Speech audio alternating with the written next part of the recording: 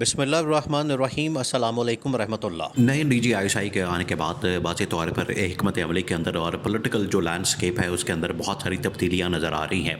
جس طریقے سے پاکستان کے اندر احتجاج کیا گیا عمران خان کی جانب سے، آئینی ترمیم کا معاملہ اٹھایا گیا، عدلیہ کے اوپر حملہ کرنے کی سازش کی گئی، آئین کے اوپر حملہ کرنے کی سازش کی گئی، آئین کے ساتھ اور عدلیہ کے ساتھ کھلواڑ کرنے کی کوشش کی گئی۔ ان تمام سازشوں کو ناکام بنانے میں جہاں پر عمران خان نے اپنا کردار ادا کیا ہے، وہیں پر اسٹیبلشمنٹ کو اب اس بات کی ریئلائزیشن ہو رہی ہے کہ ہمیں آخرکار یہ تمام کے تمام معاملات کو ختم کرنا ہے، وہ پاکستان کو اسٹیبلٹی کی طرف لے کر جانا ہے۔ دیکھیں اسٹیبلشمنٹ کے اندر ایک اب سوچ ڈیولپ ہو رہی ہے۔ وہ سوچ یہ ہے کہ اب کیونکہ پاکستان کے اندر اگر آئی ایم ایف کے ساتھ ڈیل ہو گئی ہے، لون آنا شروع ہو جائے گا، پاکستان کے اندر جو ہے وہ تھوڑی بہت بہتری آنا شروع ہو جائے گی۔ اور یہ جو لون آ رہا ہے، حالانکہ اس میں کوئی شک والی بات نہیں ہے کہ اتنا بڑا قرضہ جو ہے پاکستانیوں کے اوپر لاد دیا گیا۔ پاکستانی پہلے ہی اتنے زیادہ فائنینشل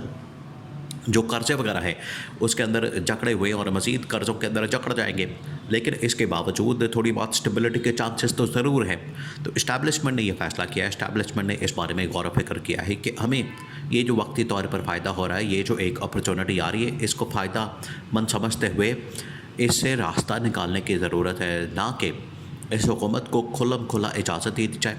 حکومت کو جو ہے آئین کے اوپر حملہ کرنے کی اجازت دی جائے، حکومت کو عدلیہ کے اوپر حملہ کرنے کی اجازت دی جائے، جس کی وجہ سے جو آئین ہے وہ بھی بگڑ جائے گا اور اس کی وجہ سے جو عدلیہ کا نظام ہے وہ بھی بگاڑ کا شکار ہو جائے گا۔ اس کی اجازت جو ہے وہ ہرگز نہیں دی جا سکتی۔ تو اسٹیبلشمنٹ کی جانب سے فیصلہ کیا گیا ہے کہ اس وقت 2-3 معاملات ہیں، اس کے اوپر اب کیٹیگوریکلی یہ فیصلہ کر لیا گیا ہے۔ ایک تو یہ کہ عمران خان کے اوپر یہ جو پابندی لگائی گئی ہے ملاقاتوں کے اوپر، یہ وقتی طور پر پابندی لگائی گئی ہے، لیکن اس کے باوجود جو بیک ڈور چینل کے اوپر رابطے ہیں، مذاکرات ہیں، بات چیت ہے، وہ ابھی بھی چل رہے ہیں۔ اور نہ صرف علی امین گنڈا پور کے ساتھ اسٹیبلشمنٹ کے انتہائی اہم ترین عہدیداروں نے، افسران نے اور ٹاپ کی لیڈرشپ نے علی امین گنڈا پور کے ساتھ ملاقاتیں کی ہیں، علی امین گنڈا پور کے ساتھ میٹنگز کی ہیں، جس کے اندر کور کمانڈر پشاور کا نام بھی شامل ہے کہ انہوں نے بھی علی امین گنڈا پور کے ساتھ ملاقات کی۔ اور اس سے پہلے جو ہے آئی ایس آئی کے کچھ لوگوں نے ملاقاتیں کی ہیں۔ یہ جو آئی ایس آئی کی میس کے اندر اصل میں ملاقاتیں ہوئی ہیں، اس کے اوپر آئی ایس آئی نے باقاعدہ طور پر رد عمل دیا۔ انہوں نے کہا کہ ہماری کسی کے ساتھ کوئی ملاقات نہیں ہوئی اور ہمارا جو بار بار نام لیا جا رہا ہے، ہمارے متعلق بات کی جا رہی ہے، تو ہم اس کی مکمل تردید کرتے ہیں۔ لیکن جن لوگوں نے اس بارے میں خبر دی ہے وہ اپنی خبر کے اوپر قائم ہیں، اپنی خبر کے اوپر ڈٹے ہیں، اپنی خبر کے اوپر کھڑے ہیں۔ تو علی امین گنڈا پور نے نہ صرف وہاں پر آئی ایس آئی کے لوگوں سے ملاقات کی، تو اس کا مطلب ہے کہ آئی ایس آئی سے ملاقات ہوئی ہے تو وہ ٹاپ ملٹری کمانڈ یا ٹاپ جو اس وقت آئی ایس آئی کی کمانڈ ہے، جو کہ اس وقت نئے D G I S I general Asim Malik کے ہاتھ میں ہے، تو ان کی اجازت سے ہی یہ ملاقات ہوئی ہے۔ اس کے بعد اگر آگے کے معاملات طے پائے ہیں، جس کے اندر کور کمانڈر کے ساتھ ملاقات، تو یہ ملٹری کمانڈ کی اجازت کے ساتھ ہی ملاقات ہوئی ہے۔ تو اس سے صاف ظاہر ہوتا ہے کہ آئی ایس آئی بھی اور ملٹری کمان بھی وہ اس وقت ایک پیج پر ہے کہ کس طریقے سے پی ٹی آئی کو یا علی امین گنڈا پور اس معاملے کے اوپر ان کے ساتھ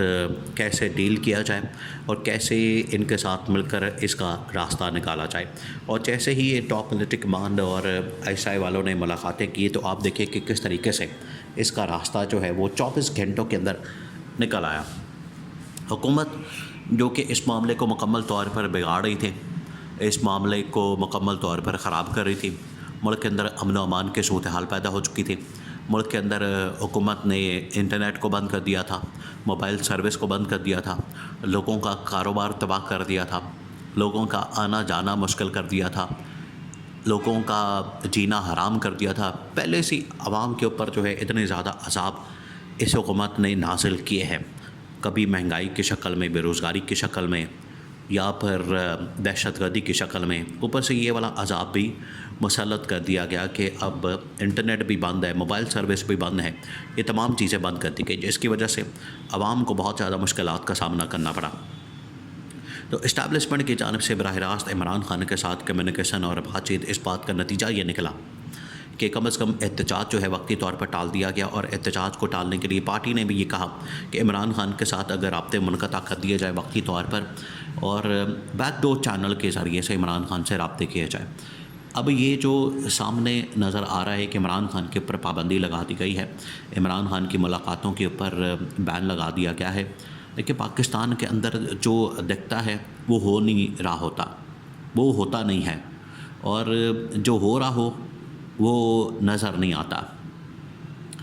یہ پاکستان کی تاریخ کے اندر ایسا ہوتا رہا ہے، جو سامنے آپ کو نظر آ رہا ہے پیچھے کچھ اور ہے۔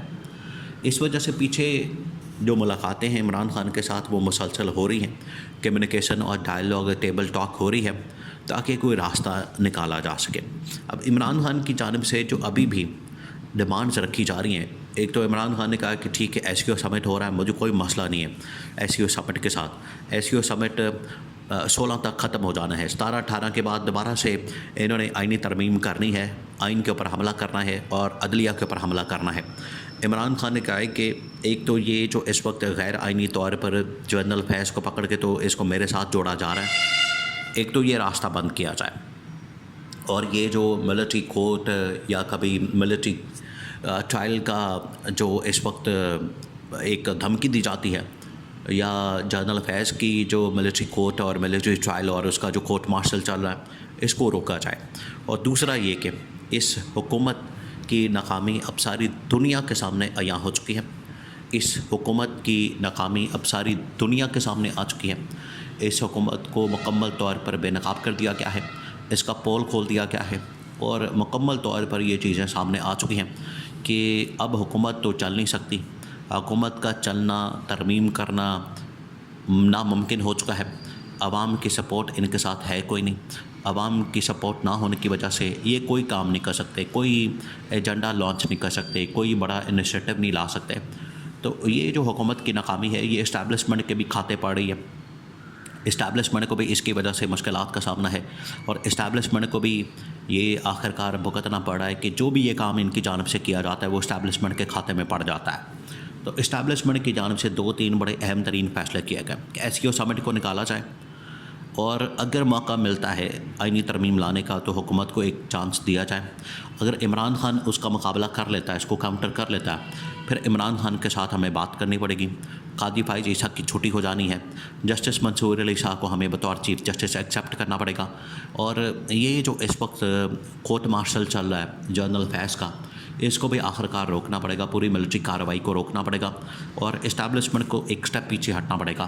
تاکہ راستہ نکالا جا سکے پی ٹی آئی یا عمران خان کے لیے، اور اس حکومت کے خاتمے کی طرف بڑھا جا سکے۔ یہ اب پلان کیا گیا ہے کہ اگر مینڈیٹ کی واپسی ہو جاتی ہے، جو کہ ہوتی نظر آ رہی ہے، تو اسٹیبلشمنٹ پہلے کوئی ایکشن لے، ورنہ